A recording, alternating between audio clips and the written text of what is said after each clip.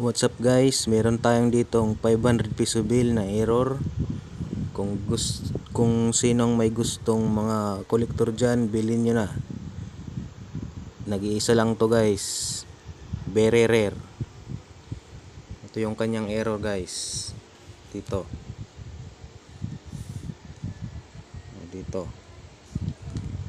may error sa kanyang 00 na imprint. Kunin natin.